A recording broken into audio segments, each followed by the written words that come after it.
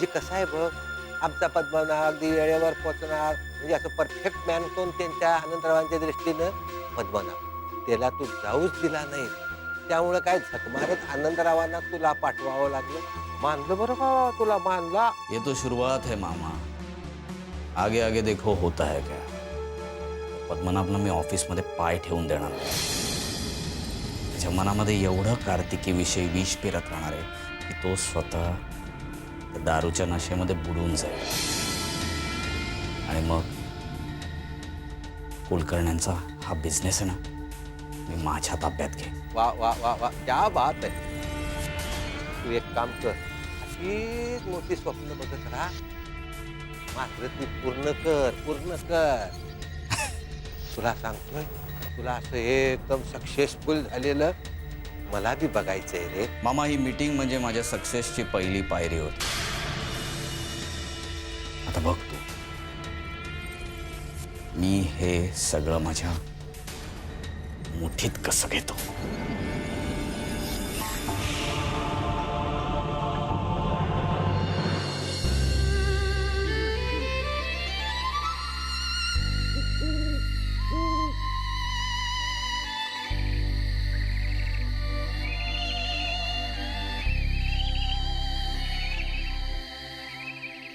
गेलं कुठे माझं बाळ? कुठेच का दिसत नाहीये. त्या बाईने तर नेलं नसेल ना? हा, मी परत येते असं म्हटलं होतं तिला. चुकून चुकून नीलच्या हाती तर लागलं नसेल ना? हा, सावळ्या सावळ्या, मी काय करू?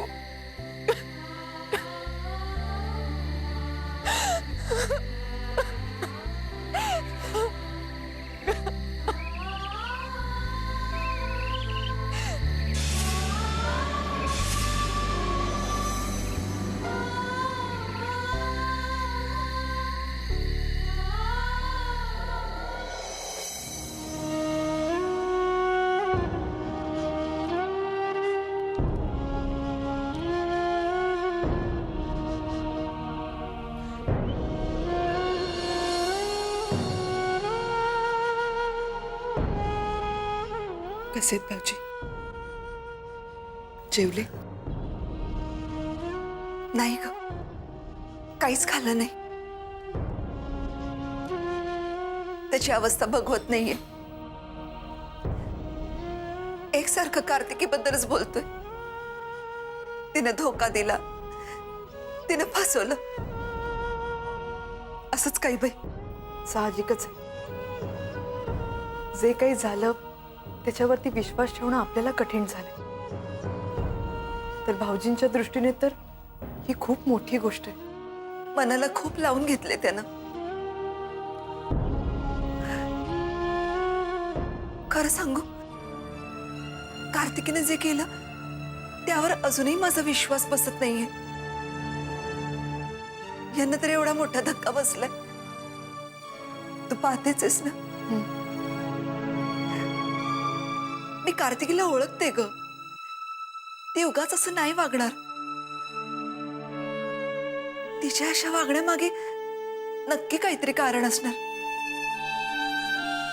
आणि त्या दिवशी आपण तिला बोलायची संधीच दिली नाही. अगदी बरोबर आहे. मला सुद्धा असंच वाटतं. जे काही घडलं ते इतक्या अनपेक्षितपणे घडलं ना की सगळ्यांचंच डोकं सुन्न झालं होतं.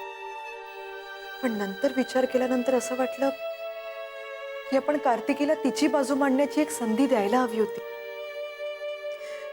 इतकं सगळं होऊन गेल्यावर आपण हा विचार करतोय. खूप उशीर झाला आता सगळ्यांना. नाही आहे, अजूनही वेळ गेलेला नाहीये. आपण तिला भेटून तिचं म्हणणं ऐकून घेऊया. पण आता कुठे असेल ती? कशी असेल? आणि तिचं बाळ?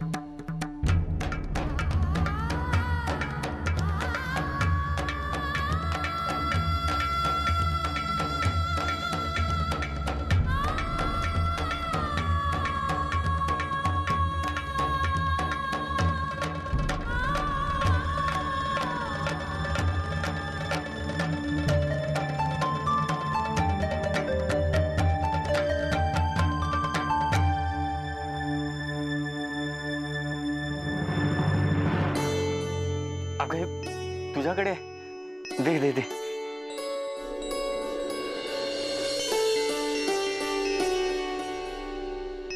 खूप उपकार झाले बघ म्हातारे तुझे.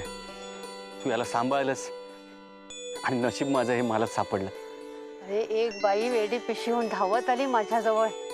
काही बाई बोलली पण मला कळलंच नाही. हो मी विचारेपर्यंत निघून सुद्धा गेली. म्हटलं ताना जीव काय करू बरं. बरं केलंस. अगं ती माझी बहीण आणि हे बाळ आमच्यासाठी खूप महत्वाचं आहे. तुझ्या बहिणीकडे बघून वाटलंच मला काहीतरी गडबड आहे. कोणापासून तरी बाळाला वाचवण्यासाठी इथे ठेवून गेले ती. पण मला वाटलं माझ्याकडे कोणी या बाळाला पाहिलं तर परत गडबड होईल. म्हणून मी तिथून निघाले आणि तेवढ्यात तू भेटलास मला. चेहऱ्याने सच्चा वाटलास रे बाबा तू. म्हणून तुझ्याशी बोलले. तुझी बहीण कुठे गेली असेल रे पण अशी सैरभैर होऊन. काही झालं नसेल ना तिला. काळजी नको करूस. काही होणार नाही तिला. बरं मी निघतो. अरे बाबा एवढ्या रात्री तान्या बाळाला घेऊन कुठे जाणार तू. हे बघ आज चल 2 घास खाऊन घे. आजची रात्र या म्हातारीच्या झोपडीत राहा. उद्या सकाळी जा.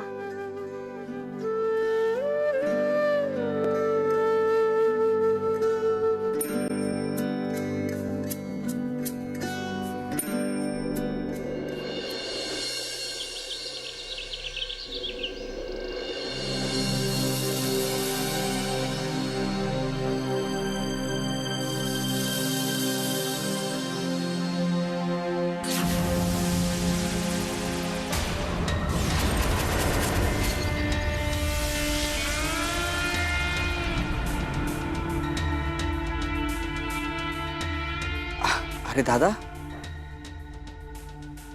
काय रे तू डोक्याला हात लावून का बसलायस? बरं वाटत नाही का तुला? अरे डोकं एकदम असं जाम झाल्यासारखं वाटतंय. होणारच ना दादा. अरे काल किती प्यालास तू? स्वतःला त्या दारूच्या नशेमध्ये बुडवून घेतलं होतंस. ए नाही दादा, आम्हाला आमचा पूर्वीचा हसणारा खेळणारा पद्मनाभ हवा. ज्या दिवशी कार्तिकीने पद्मनाभचा विश्वासघात केला ना त्या दिवशीच तो संपला. दादा नको, तू स्वतःला त्रास करून घेऊ नकोस. सांभाळ स्वतःला. अरे तुला आपल्या घराला सांभाळायचंय, आई वडिलांना सांभाळायचंय. तूच जर ढासळलास तर आई बाबांचं काय होईल? आपल्या बिझनेसचं काय होईल? बाबांनी सगळी बिझनेसची जबाबदारी तुझ्यावर दिली आहे ना रे. आता बघ ना, काल त्यांनी मला जबरदस्ती केली म्हणून तुझ्याऐवजी मी ऑफिसला गेलो. अरे आता मला काय कळते त्या ऑफिसमधलं. कशी बशी ती मीटिंग अटेंड केली. केलीस ना अटेंड. चल बरं झालं. अरे तुलाही कळेल हळूहळू सगळं. अरे असं बोलून कसं चालेल? नाही नाही, तू तयार हो. मगाचपासून ऑफिसमधनं फोन येत आहेत. पद्मनाभ सर कुठे आहेत? पद्मनाभ सर कुठे आहेत? काय सांगू मी त्यांना? नील, अरे माझं खरंच डोकं खूप जाम आहे रे आणि मनस्थिती बरोबर नाहीये. जा ना प्लीज. नाही नाही दादा, मी जाणार नाही. तू तू तू यायला पाहिजेस माझ्याकडून प्लीज. ठीक आहे? आता तू एवढा आग्रह करतोयस तर मी जातो.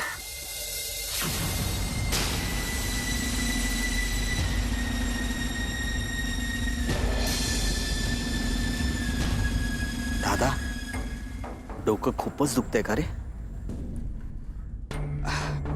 नाही म्हणजे उतारा म्हणून एक स्मॉलच हा, पण त्याच्यावरती जायचं नाही.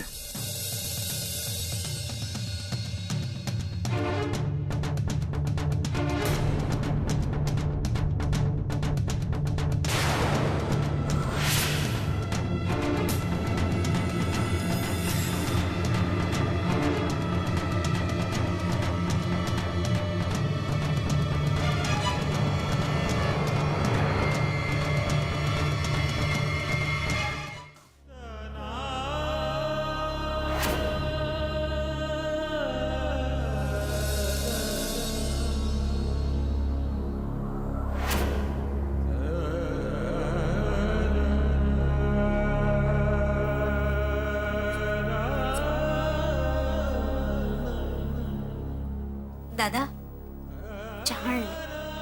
दादा चहा आणलाय, चहा सोबत गोळी बी आणली डोकेदुखीवरची, तेवढी घ्या म्हणजे तुम्हाला जरा आराम वाटेल. ठेव, मी घेतो. तू बोल. माझं नाही ऐकणार ती. अरे बोल ना तू.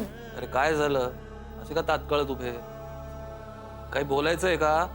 दादा तसा आम्हाला काय बी बोलायचा अधिकार नाही, हे माहिती आहे आम्हाला, पण तुमच्यावरच्या प्रेमाखातर आम्हाला राहत नाही म्हणून. दादा माफ करा, लहान तोंडी मोठा घास घेते. निदान आज तरी बोलू द्या. अरे काय ते बोला ना. दादा आम्हाला सगळं कळतंय, पण अहो तुम्ही असं स्वतःला दारूच्या नशेत बुडून नका हो घेऊ. अहो दुःखावर दारू म्हणजे काय औषध नसतंय. मला असं बघितलं का नाही, आम्हाला लय वाईट वाटतं बघा दादा. दादा आणखीन एक बोलायचं होतं. नाही म्हणजे कार्तिकीताई जे वागल्या ते मुद्दाम नसतील वागल्या, त्याच्यामागे काहीतरी कारणं असतील. आपण कार्तिकीताईंना पास मुक्ताई पास.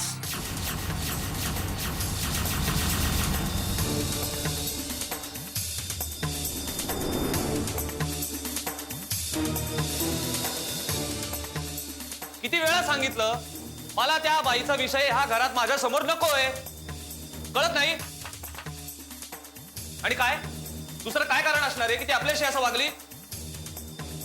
सांगू शकतेस का? नाही ना, मग गप्पा बसा रे. करण्यांचा पैसा तो कसा लाटायचा एवढा एकच ध्येय होता त्या बाईचा. ची संपत्ती एवढा एकच ध्येय. अरे तुम्हाला कळत नाही का ते? हे प्रेम जिव्हाळा नातं लावणं हे सगळं खोटं आहे रे. किती वेळा सांगायचं? आणि जे काय घडलं ते काय कमी आहे का की त्या नालायक बाईची बाजू माझ्यासमोर मांडताय? एक गोष्ट लक्षात ठेवायची हा, त्या बाईचा विषय माझ्या समोर अजिबात काढायचा नाही. आलं लक्षात?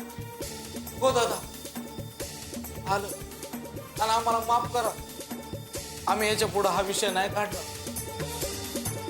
माफ करा दादा.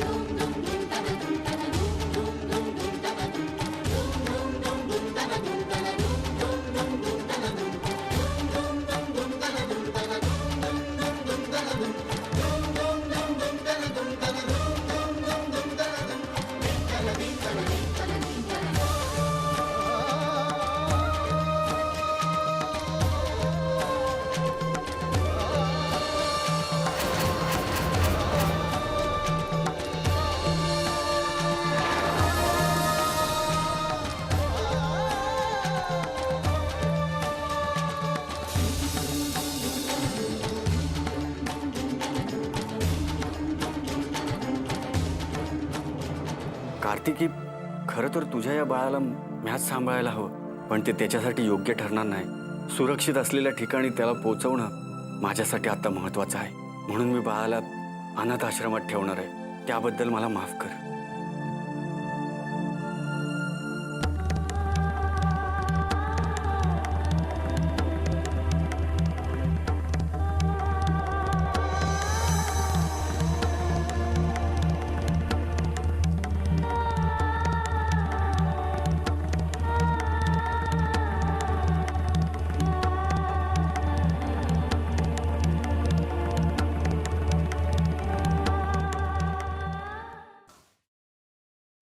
अच्छा, ही फाईल सबमिट करा तेवढी. हां,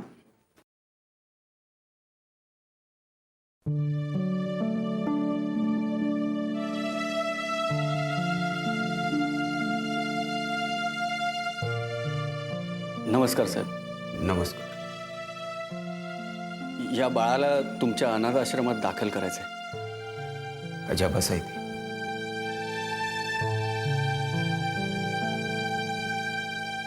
हे बाळ कुणाचं आहे? आपण कोण आहात? आपल्या या बाळाशी काही नातं आहे का?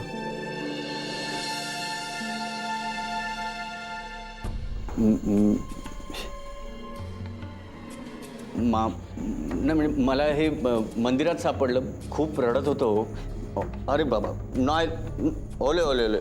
माफ करा, पण आपण या बाळाला अनाथ आश्रमात का घेऊन आला? काय अडचण आहे का? हो साहेब, माझं स्वतःचाच ठाव ठिकाणा नाही, त्यात मी ह्याला कसं सांभाळणार हो? उगाच माझ्याबरोबर ह्याचे सुद्धा हाल होतील ना, म्हणून इथे आणलंय. बाळाची आई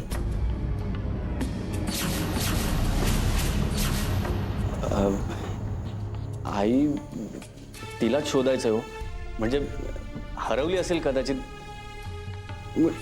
या इवल्याच्या जीवाला घेऊन कुठे शोधत बसू ना, म्हणून इथे आणले. ठीक आहे, हे जे 2 फॉर्म आहे ते तुम्ही भरून द्या.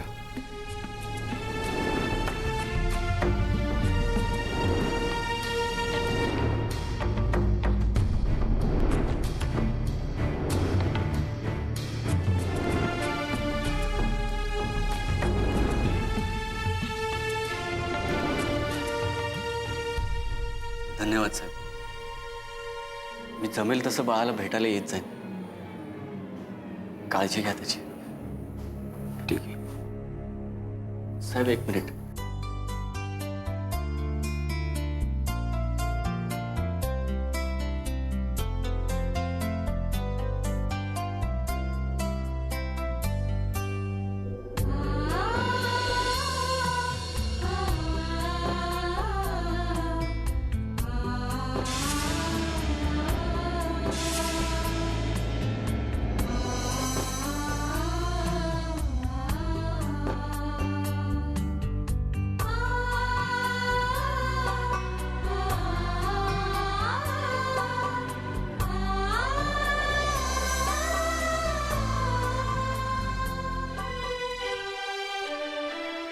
एवढासा ताना जीव, पण तू आजपर्यंत खूप सोसलंस. खूप आभाळ झाली ना तुझी. खरं तर एका मोठ्या घरात तू सुखात राहिला असतास.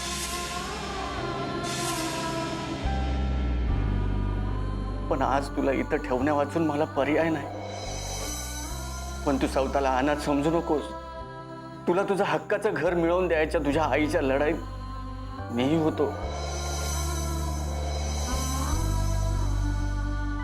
आणि यापुढे मी ही लढाई लढणार आहे. याची जी पहिली पायरी.